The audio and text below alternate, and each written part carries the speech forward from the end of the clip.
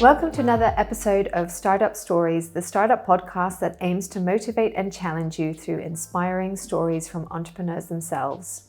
We chat with them about their journey, challenges, and experiences. My name is Rachel and I'm the host of StartUP Stories. Rein Meirte from Clusity has joined me today. Welcome, Rein. Hi, thank you, Rachel, for having me.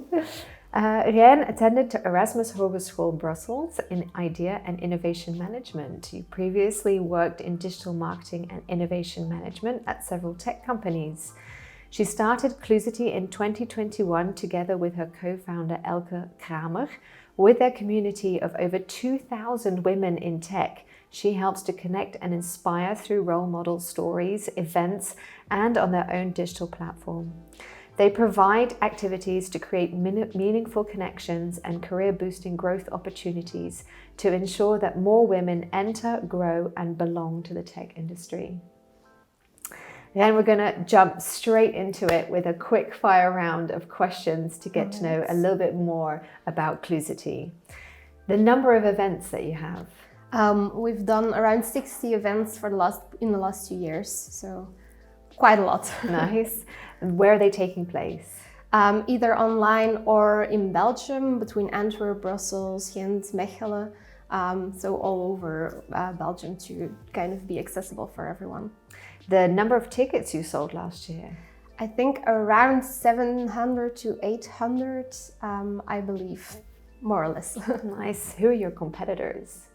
Well, we don't have really one-on-one competitors. I think in Belgium we're quite unique with what we do because we have, on the one hand, the community. So there's other women in tech communities in Belgium and worldwide, but we mainly try to finance ourselves through employer branding with tech companies, keynotes, workshops, consultancy around diversity and inclusion. So in that aspect, we're quite unique and we don't really have a lot of competitors. So.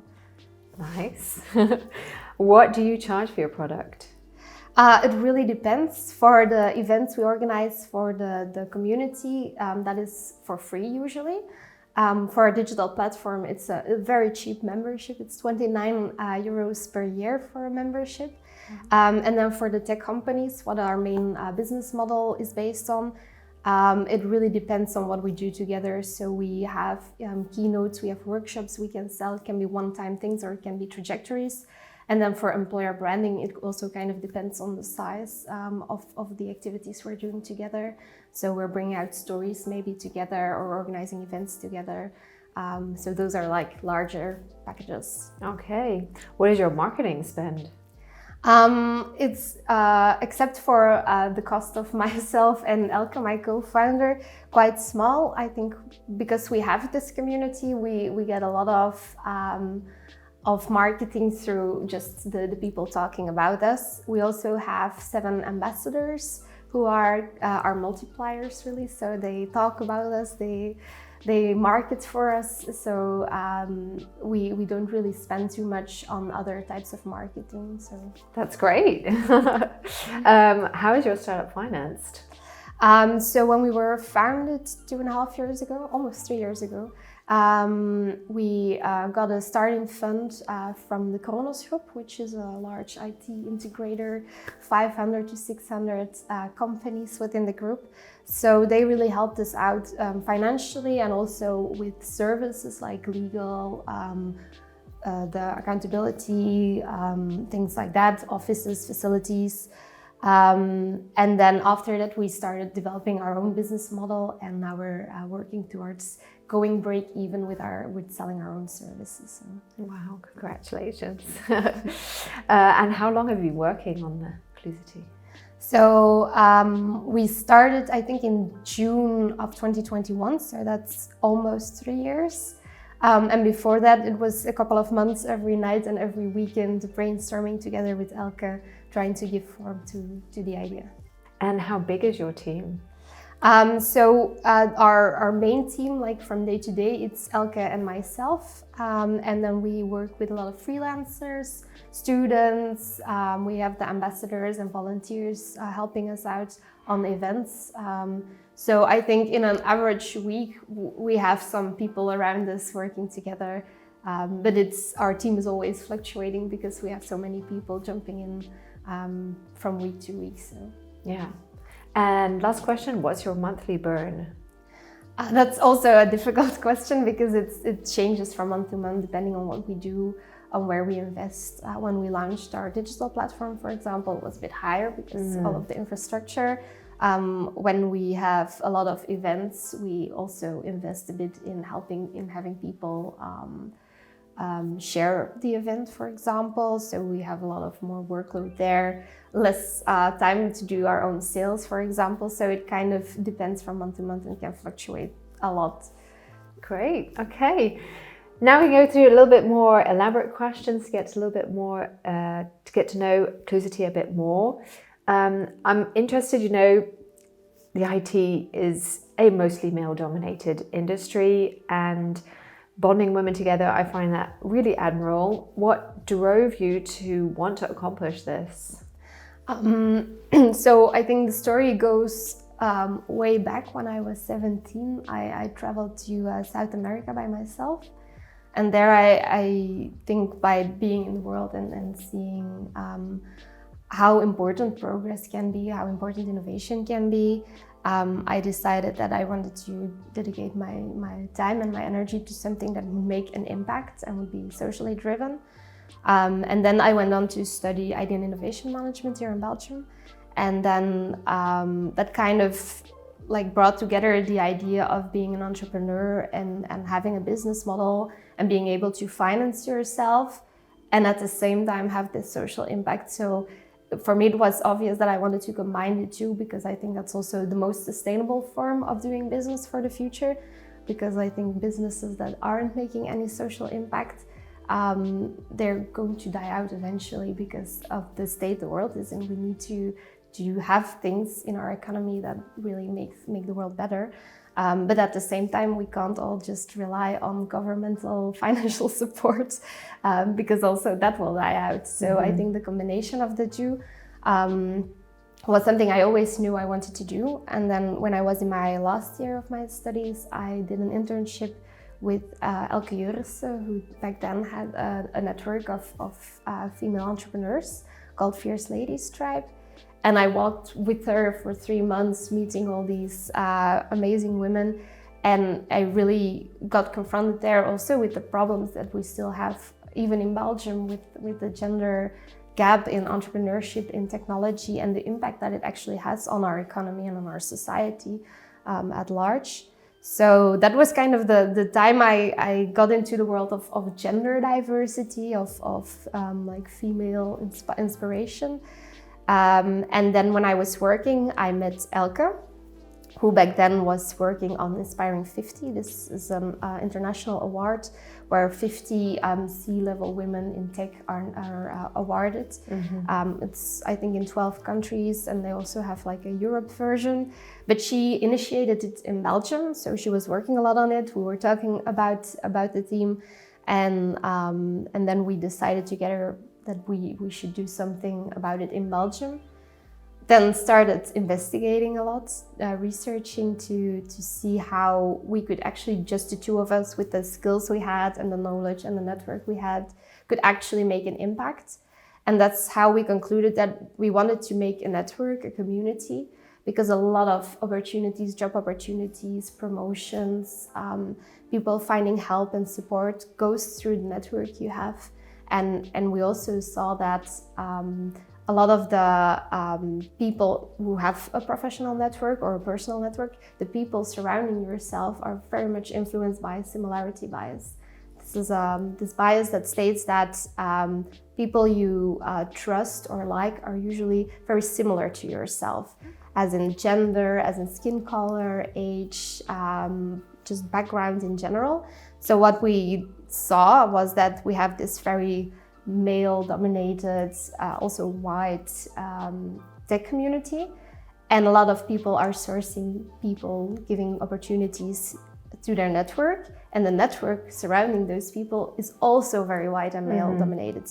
So we thought we can use this principle, not to complain about it or not to change it necessarily, but to use it to our advantage and create this female audience, this group of women sharing opportunities, using this networking effect, the similarity bias also to our benefit. So that's kind of how it started out, and then it grew, and then a business model came along, and now we're here. Wow, great. And considering the women who want to get into the startup community or the tech industry, what's the most valuable thing that you learned as someone who went through that process? Yeah, I think I kind of already said it, but network, I think the people surrounding you, supporting you, giving you the opportunities, seeing you, and actually opening doors for you, I think that's one of the most valuable things, of course, besides having skills, of course, and having some confidence and being inspired by others. But I think the network is really, really one of the key factors. Yes, indeed. I see that more and more around me, that when people are looking for new opportunities or when something happens, it's with the people that they know, and that's who they get in touch with. So the topic for these podcasts are a little bit more towards international backgrounds, growth, and also sustainability. So a few more questions concerning this. I'm curious to know, how have you used social media, online platforms? You have your own platform online as well, to help establish your audience and attract a diverse audience? So social media has been a very large part of the starting up phase of Clusity. LinkedIn has been essential when we started out, because both me and my co-founder Elke, we already had a rather large audience on LinkedIn. We always also invested in networking, and through those people who were already our connections, who we already knew through other events, we could start out with a large base of people coming to the events. And then after that, people connecting to each other through LinkedIn created that people started to know each other, started to share those opportunities. And then at the end of last year, we launched our own digital platform. This really was because of the request of the community, because we didn't think people would be interested to be on another platform, have another account somewhere. But at the end of a lot of, especially the online events we organized, people wanted to continue the conversations we were having. And GDPR, we can't just share everyone's name or data to the people who are registered. So that's when we started thinking, how can we connect? First, it started with thinking, can we maybe just launch a Slack group, Discord, a WhatsApp group? And because of those ideas, we did a survey where we asked, what are the features you want? What is the the cost you want it to connected to it? Do you want it on an existing platform or something separate? And by our surprise, the conclusion was people wanted to have something completely separate, a safe space that wasn't connected to all of the noise of the other platforms. And they were willing to pay for it as well, if it could be closed off by having it paid and having it very much curated also by us. So that's how we started working on the platform, and we launched it. And I think by now we have around 150 paid users on there. So in 3 months that it now is online, it's been going exponentially larger.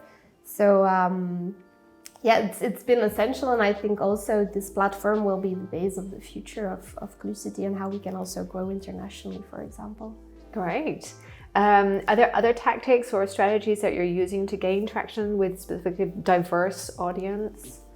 Yeah, so as I mentioned before, the similarity bias is something we very much researched, and we use it to our advantage in the sense that to attract a diverse audience, and our community, it's mainly women, but it's women from all ages, all backgrounds, international backgrounds or Belgian backgrounds, technical studies, non-technical studies, coming from law or HR or not having studied at all, to being IT engineers.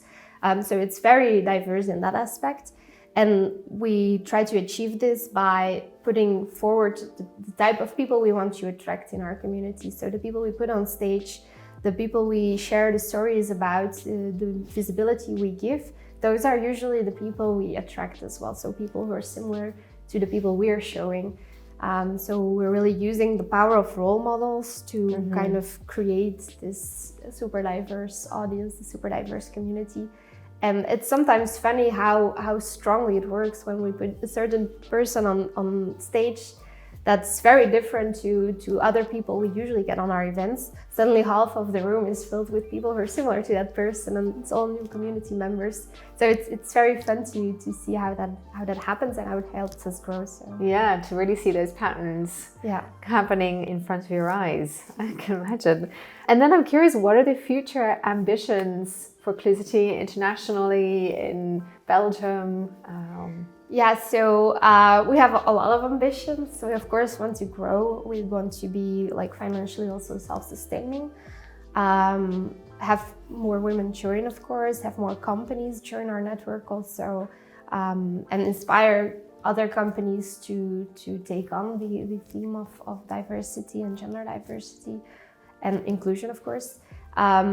We also are looking to grow more internationally, so with the online platform, with the online events we're organizing, we hope to maybe create this model we can reproduce in different countries, but we're still very, very early stage on that.